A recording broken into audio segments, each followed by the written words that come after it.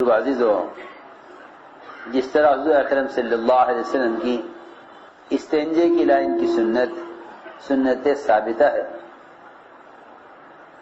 اور سنت مستقلہ ہے قیامت تک کے لیے، جس طرح آپ کی استنجے کی لائن کی سنت ثابتہ ہے مستقلہ ہے قیامت تک کے لیے، جس طرح آپ کی سنت مسواک ہے سنت مستقلہ ہے اور قیامت تک کے لیے ہے۔ کوئی زمانہ ایسا نہیں ہے جو سنت کے طریقوں کو بدل دے، کیونکہ آپ کے طریقے ثابتہ ہیں۔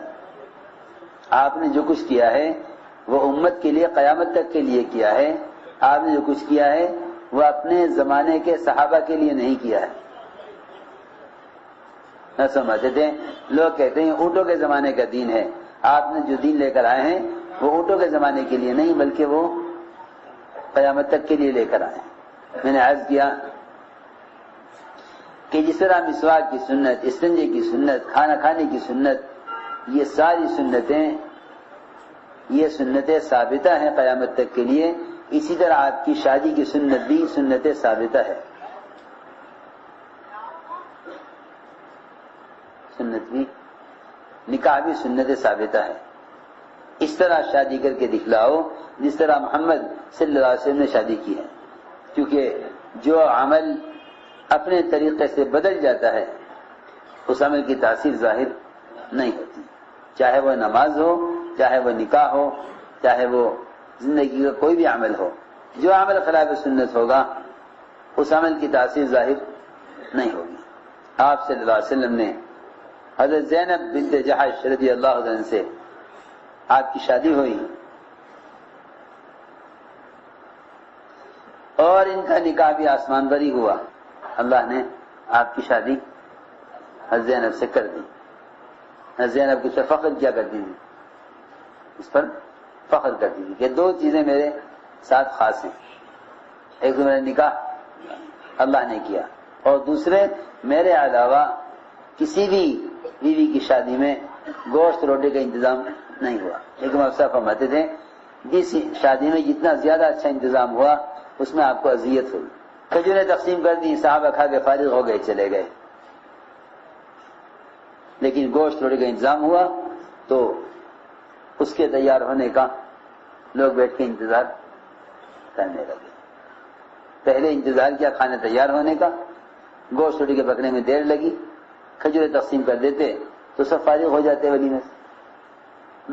پھر بعد میں بیٹھے رہے، کیونکہ جتنے تکلف کے کھانے ہوتے ہیں اتنی ہی تکلف کی باتیں ہوتی ہیں۔ یہ عام طور سے مزاج بن گیا ہے لوگوں کا، شادیوں میں جاتے ہیں دیر تک بیٹھے باتیں کرتے رہتے ہیں۔ صاحبہ خانہ چاہتا ہے جلدی سے یہ مہمان نمٹیں تو وہ اپنے گھر والوں سے جا کر ملاقات کرے۔ اتنے تکلفات ہیں شادیوں میں، اللہ اکبر۔ اب تو حالت یہ ہو گئی ہے کہ کہتے ہیں شب زفاف، حالانکہ شب زفاف نہیں ہوتی، یوم زفاف ہوتا ہے، شب زفاف نہیں ہوتی کہ پوری رات شادی میں گزر جاتی ہے، بجائے شب زفاف ہونے کے نہار زفاف ہوتا ہے۔ آپ سے اصل میں یہ رخصتی بھی آپ کی حضرت زینب کے گھر میں ہوئی، حضرت عائشہ کی رخصتی بھی انہی کے گھر میں ہوئی۔ آپ داخل ہوئے انہی کے گھر میں، حضرت عائشہ کو داخل کیا گیا آپ کی خدمت میں حضرت عائشہ کے گھر میں۔ وہاں سسرال میکے کا جھگڑا نہیں تھا، سسرال اور میکے کا جھگڑا کوئی نہیں تھا۔ اتنا مشکل کر دیا شادیوں کو، آنا جانا بس دھکے کھاتے پھرتے رہتے ہیں، کہتے نہیں یہ بھی طریقہ ہے، یہ بھی ضروری ہے۔ غیر مسلموں کے ساتھ معاشرے کے اختلاط نے سنتوں کو مٹا کے رکھ دیا، کہتے یہ بھی طریقہ ہے۔ جتنے بھی غیروں کے طریقے ہیں وہ سارے کے سارے سنت کی جگہ آ گئے ہیں اور سنتیں ختم ہو گئیں۔ آپ کی شادی زینب بنت جحش کے ساتھ، فرماتے ہیں انس رضی اللہ تعالیٰ عنہ کہ جب حضرت زینب کی عدت پوری ہو گئی تو آپ نے فرمایا حضرت زید سے جاؤ اور زینب سے میری شادی کا ذکر کرو۔ وہاں پہنچے، زینب رضی اللہ تعالیٰ عنہ اپنے آٹے کے اندر خمیر ملا رہی تھی، حضرت فرماتے ہیں کہ جب میں نے ان کو دیکھا اوہو تو میرے، کیونکہ آپ نے ان سے شادی کا پیام ہی دیا ہے صرف، تو میرے دل میں ان کی عظمت اسی سے بیٹھ گئی کہ کتنی عظیم عورت ہے اور کتنی بابرکت عورت ہے کہ آپ نے اسے شادی کا پیام دیا ہے. ازواج مطہرات کا کتنا احترام ہوتا ہوگا صحابہ کے دل میں، جب ابھی شادی ہوئی نہیں پیغام دینے پر ہی ان کی عظمت دل میں بیٹھ گئی کہ ایسی ہیبت اور ایسی عظمت میرے دل میں بیٹھی کہ میں ان کی طرف دیکھ ہی نہ سکا آپ کا پیغام پہنچانے کے لیے. شادی کا پیغام لے کر آئے تو میری ہمت نہ ہوئی کہ میں آپ کی طرف دیکھتا.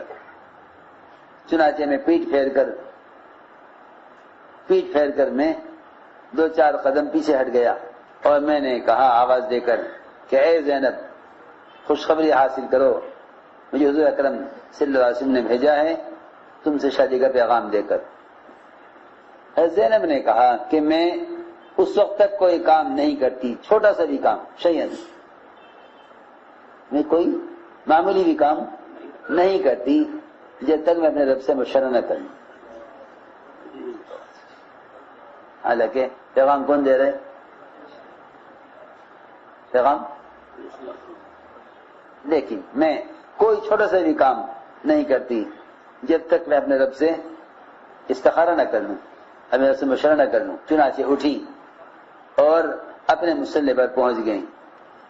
اللہ تعالی نے قرآن نازل کیا آپ پر جس میں آپ نے حضرت زینب سے، اللہ نے آپ کی شادی زینب سے کر دی.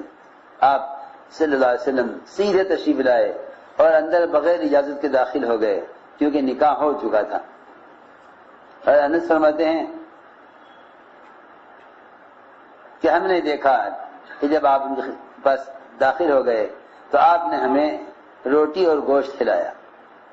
لوگ کھا کے چلے گئے، کچھ لوگ بیٹھے وہیں باتیں کرتے رہے. کھانے کے بعد آپ اتنے باحیا تھے کہ آپ کسی مہمان سے یہ کہنے کی ہمت نہیں فرماتے تھے کہ بھئی کھانا کھا چکے ہو اب چلے جاؤ. اپنے گھر سے کسی کو جانے کے لیے کیسے کہیں؟ چنانچہ آپ باہر نکل آئے. حضرت انس فرماتے ہیں میں آپ کے پیچھے پیچھے، آپ نے ساری ازواج مطہرات کے حجروں پر چکر لگایا. سب نے کہا کہ یا رسول اللہ گھر والوں کو کیسے پایا؟ تو فرماتے ہیں انس کہ مجھے یاد نہیں کہ میں نے آپ کو بتلایا یا کسی اور نے آپ کو بتلایا کہ جو لوگ وہاں بیٹھے ہوئے تھے وہ چلے گئے ہیں. چنانچہ آپ تشریف لے گئے گھر میں. میں بھی داخل ہونے لگا کیونکہ اس وقت تک پردے کا حکم نہیں آیا تھا. میں بھی داخل ہونے لگا تو آپ نے میرے اور اپنے درمیان پردہ لٹکا دیا. میرے اپنے درمیان پردہ لٹکا دیا اور حجاب کی آیتیں نازل ہو گئیں. آپ کو پر جو آیتیں نازل ہوئیں وہ آپ نے صحابہ کو پڑھ کر سنائی کہ نبی کے گھر میں یا کسی بھی گھر میں داخل نہ ہو جب تک تمہیں اجازت نہ دے دی جائے.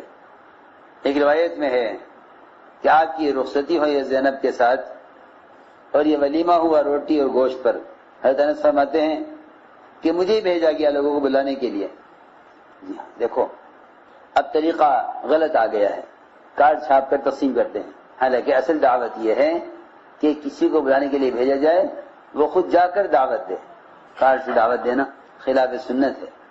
آدمی بھیجو جو سب کو بلا کر لائے. لیکن دعوت کی جو جاذبیت خود جا کر دینے میں ہے اور دعوت کی جو اہمیت خود جا کر دعوت دینے میں ہے وہ کارڈ میں نہیں ہے. ایسے بے عقل ہیں کارڈ بناتے ہیں اس میں لکھتے ہیں النکاح من سنتی. ایسے بے عقل ہیں خلاف سنت پر ہی لکھتے ہیں النکاح من سنتی. چنانچہ فرماتے ہیں آپ نے مجھے بھیجا لوگوں کو کھانے کے لیے بلاوا دینے کے لیے. لوگ آتے رہے کھا کھا کے جاتے رہے، پھر گئے پھر آئے، لوگ کھا کے چلے گئے. میں نے سب کو بلا لیا یہاں تک کہ ایک آدمی مجھے ایسا نہیں نظر آیا جس کو میں نے نہ بلایا ہو. میں نے عرض کیا اے اللہ کے نبی صلی اللہ علیہ وسلم مجھے تو کوئی ملتا ہی نہیں جو کھانے پر نہ آ گیا ہو. میں نے سب کو دعوت دے دی، سب کھانے فارغ ہو گئے. فرمایا کھانا اٹھا دو.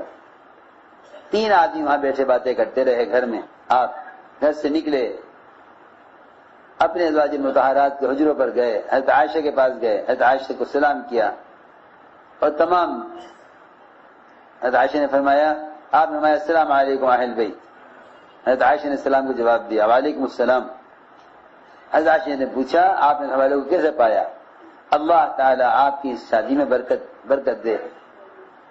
چنانچہ آپ ساری ازواج مطہرات کے گھروں پر گئے، ایک ایک کے گھر پر، اور ان سب سے آپ نے وہی کہا، حضرت عائشہ سے کہا، سب نے وہی جواب دیا، حضرت عائشہ نے جواب دیا۔ چنانچہ 3 آدمی گھر میں بیٹھے باتیں کرتے رہے، اور آپ بہت حیا والے تھے۔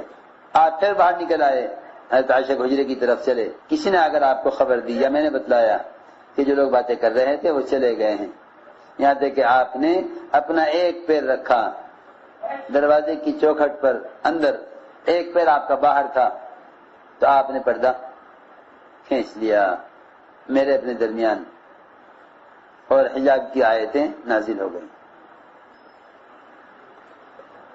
اللہم صلی علی